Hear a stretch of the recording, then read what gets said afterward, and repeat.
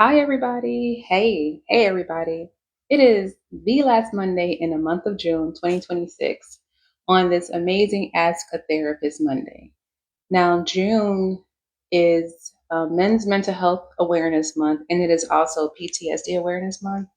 And today I just want to share some things about PTSD, also called post traumatic stress disorder. This, okay. PTSD is also called post traumatic stress disorder, and many individuals believe that only combat veterans suffer from PTSD, and that's not the case. If you have suffered any type of traumatic event that your brain recognizes and your body recognizes as traumatic, you may be suffering from PTSD from that specific event, or you may not.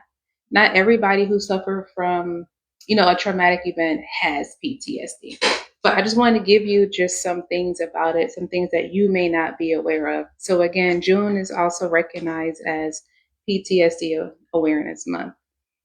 And so when people hear post-traumatic stress disorder, they immediately think that, again, it's only military individuals who suffer from this. For example, 4th of July holiday is coming up and fireworks are happening. And there will be many combat veterans who PTSD trigger will arise or it will activate and they can't be around certain things such as loud noises. Yes, it does affect a lot of people, but I know it's still misunderstood. But I just want to help you guys out just a little bit. So, even if you have experienced some type of trauma, you may be diagnosed with this. Again, it all depends on how that trauma really affects you and affects your body and how much healing that you may or may not need. So, it's not a weakness. So, we're going to start there. It doesn't mean that you're weak, it means that something happened to you physically and mentally and emotionally, and you're trying to work through that. Sorry. So with trauma, that definitely changes the brain. Many individuals don't understand that. Your brain literally changes because you have been affected by trauma. Your brain changed. Okay. Can your brain heal again and become better? Absolutely. But definitely know that your brain has changed. Okay. Your nervous system stays on alert. Let your brain know, hey, something may be happening. And together, it believes that it is protecting you from something that may not be there anymore. However, since your brain has already changed, it's like, man, the earth ain't safe. So we always got to be careful. We always got to be prepared. And so then we have to learn how to work through that. So sometimes people will say, just get over it. I don't like when people say that. I don't like when people say get over it because you don't know how a situation is really affecting someone. You can't always get over it because again, your brain has changed, your body has changed, and now it's really working together trying to calm itself down and just let you know that you're safe. Okay. um Again, we just talked about trauma affects both the brain and the body. It doesn't just live in our memories, like it shows up in our bodies, in our emotions, or in certain relationships. And a lot of times we may not always want to go and get help for that, so it physically affects us medically as well. We have anxiety, get panic attacks, you could become irritable, you can start going off where people are getting really short, you become hyper vigilant. You may not just have any feelings, your emotions may become numb. You may have a lot of issues trusting people or feeling on edge. Depending on the trauma that you have experienced, you may have a lot of issues with trusting people, even trusting yourself again, or even feeling on edge. And a lot of times you may not know what may activate that trigger in your body until something happens. So it is imperative that when you're around individuals that you love and you care about and something activates that nervous system, to let them know that. Yes. Okay. So it says your nervous system helps you survive. The butterflies that you feel, the breathing, the looking around, the sweating, it's helping you to survive. It's telling your body like something's happening, something's going on. Because again, we know that trauma changes the brain. As we said before, it doesn't just affect the veterans. It does not only affect people that were in the military. You can have childhood abuse. You may have been neglected, domestic violence relationship, either with parents, siblings, or a spouse, sexual assault. You may have experienced medical trauma, serious accident, natural disaster. We live in Florida, so there's a lot of hurricanes. You may have trauma from that. Complicated grief, meaning there's been so much grief that has been happening that you may not have had a chance to deal with it. And so now you're trying to deal with it, and that grief becomes complicated.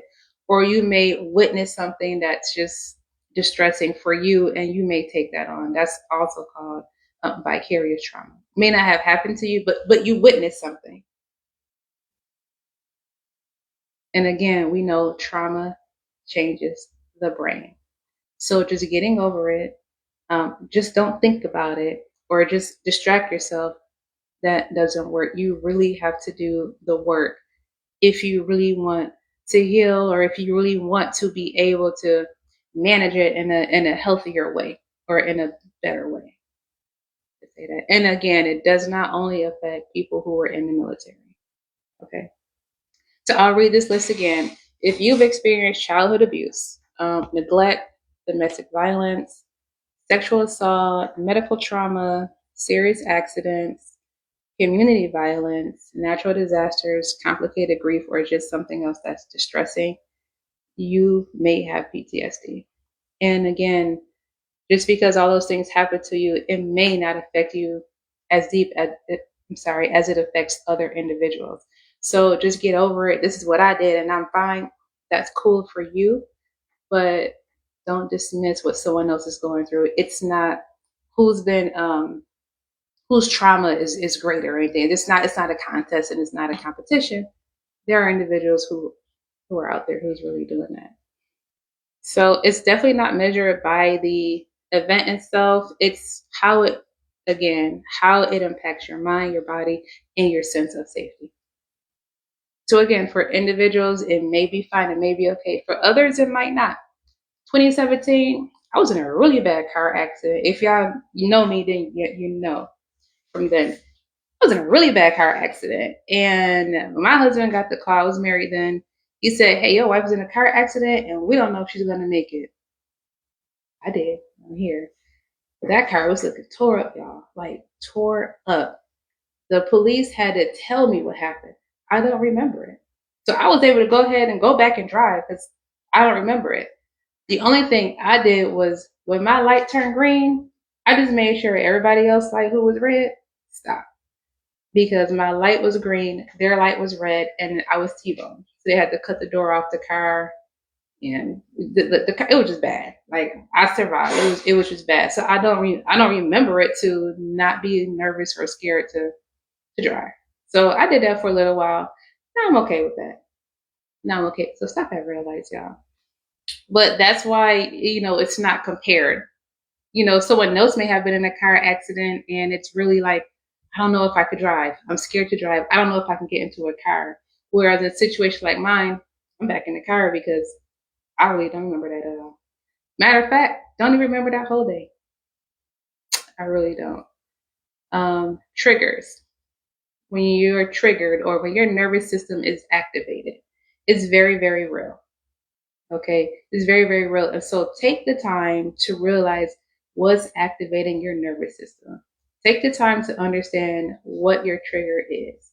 And it may happen over time. And sometimes you may not even know that it's a trigger. It could be a smell, a song, a noise, a place. It could be a date. It could be a certain tone or a conversation. I have a history of being in a domestic violence relationship. I don't like arguing. I don't argue. When your voice get elevated and you're yelling at me, I'm already quiet. I don't know what you're gonna do, and I just exit myself out the situation.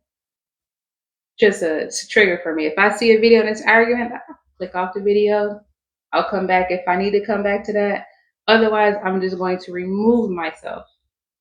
I'm mature enough to know that, yeah, that does something for me and it's not a good thing. So I'm going to remove myself from that situation and I'm going to be okay.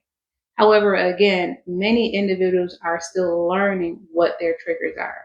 And sometimes they don't know it's a trigger until they get into healthy relationships, whether that's romantic, with a job, your peers, siblings, etc. Something may happen or something is said or experienced, and it's like, oh man, this is a trigger for me. I didn't know this was an issue for me. If you find that out, give yourself some grace. Speak with someone about that so you can work through that. Because what? Now you know. And because you know a little bit more about yourself, you want to do something about that situation. Mm. So again, the body reacts before your mind do. Sometimes your body is just the panic or the anxiety and the breathing. It's like I calm myself down. There's people looking at me, all of that before your brain realizes, oh, we're here and we're safe and there's nothing happening to it. And so then you take that time to calm yourself down. Because again, it can be instant. And what we said at the top of this video, trauma changes the brain. Okay? Healing is possible, and it doesn't have to, control your life for the rest of your life. Okay? Healing is definitely possible from trauma. You don't always have to come to therapy. That's not what you like. There are some support groups out there. You can go and talk to your doctor about it, depending on like what's really happening to you. You can go to church. They also have support groups there at church. You can develop some skills that can help you calm down and manage certain things that's happening with you in your body. You can go to therapy should you choose to go to therapy. There are many different types of it. Give yourself grace throughout the whole process. Some people like to journal about it. Some people like to do exercise or dance or do other alternatives, to help them through that. If that works for you and it's working, keep doing what's working. I don't want you to feel bad or feel guilty or continue to be around individuals that's not supporting your growth. Okay? Because there's a thing called post traumatic growth. That's when you're okay, I'm healing, I'm understanding more about my body. I know how my brain is working now. I know how, if I'm around certain things, what's going to happen. So you are taking care of yourself. Okay, so it can happen here.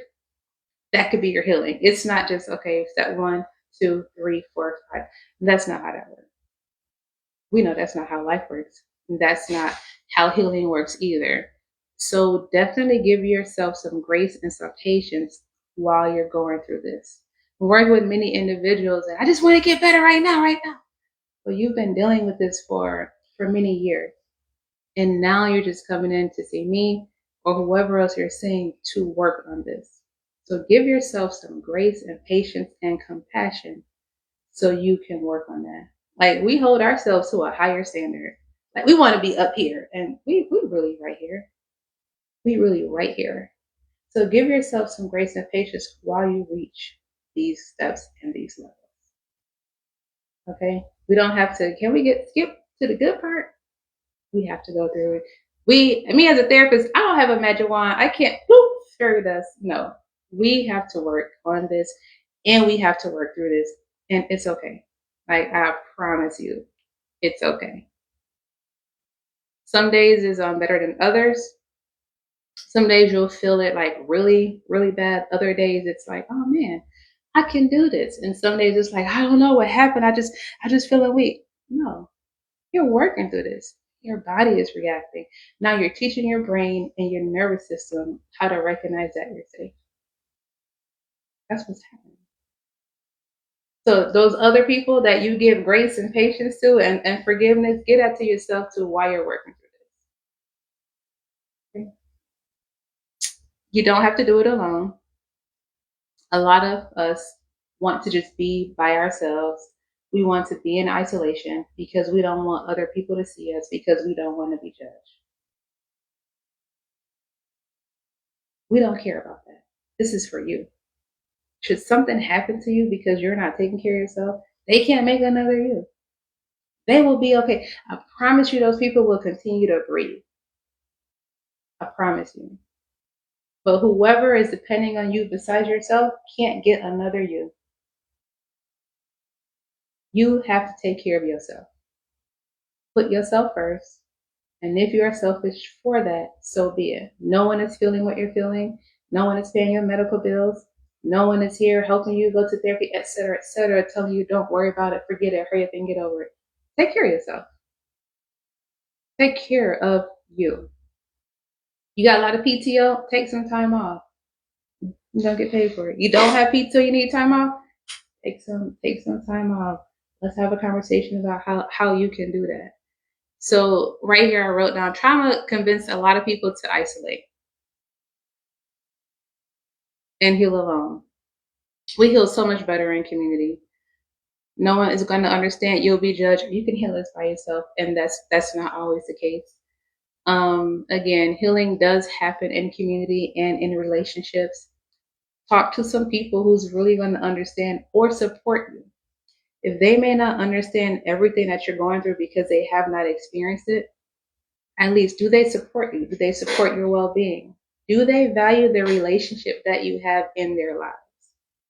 And if so, allow them to help you. Say, hey friend, listen, I'm feeling off today. I don't know. Can you stop over, come by? Can I come over? Or can we go hang out somewhere? Can we just talk on the phone? Or can we Zoom or what have you? And I guarantee they'll make some time and space if they can to go ahead and do that or schedule something to go ahead and do that. Because again, we know trauma teaches us also, I don't know if I could trust anybody. Get you around some people, some healthy people that can be your community and that could be your support system and that can help push you forward into that and that can hold you accountable for doing those things. It's okay to ask for help. So just 6 things I just want y'all to remember in regards to trauma. It's not a sign of weakness. That's number one. Number two, trauma affects both the brain and the body. So always remember that. Number three, trauma doesn't only happen to veterans. Anyone can experience trauma. Number four, the triggers are real. It's definitely real, so remember that. Number five, healing is possible. Number six, and you don't have to heal alone. You absolutely do not have to heal alone. Yes, it can be difficult at times and it can feel maybe suffocating at times, but again, you don't have to heal alone. So if you need any help or any assistance, reach out. You can post anonymously in this group or not anonymously. If you need help, we have therapists in here besides myself who can help you. We have coaches. We have so many individuals in here that can assist you if you need it. I just want y'all to know again, you don't have to do this alone. So if you need help, definitely reach out. So until next time, please have an amazing day. Please have an amazing week as we close out the month of June and as we prepare for the month of July. So thank you for tuning in with me on this Ask a Therapist Monday.